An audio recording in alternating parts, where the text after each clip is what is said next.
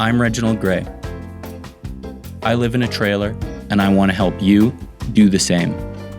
While surfing the web, I came across the local weather report.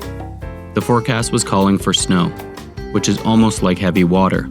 And my rig doesn't like that stuff, as illustrated by this towel that sits in my sill 24/7. I had to act fast. I had to tarp my trailer. Step 1. Unearth your tarp from the bowels of your trailer. Being careful not to snag it on any barbed wire should you be near any. Now we must get the thing on the left onto the thing on the right. But first, loosely tie the corners of the tarp around your neck and fly around the yard fighting evil. Also be sure to take the time to pose for a glory shot. The next step takes some time and could be frustrating, so it's an excellent opportunity to exercise some patience.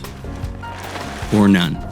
If you have access to even a small step stool, it can greatly aid you with this step.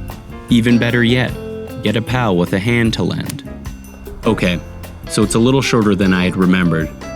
Holla at ya. Regardless, it's time to secure it should there be any wind. Let's use some rope. Feed the rope through the loopies on the edge of the tarp.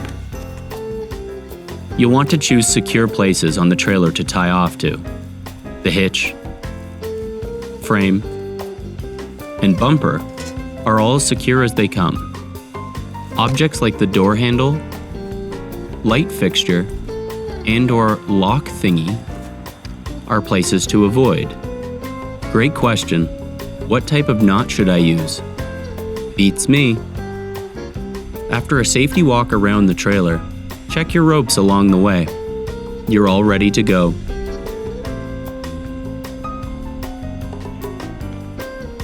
Yup, all set here.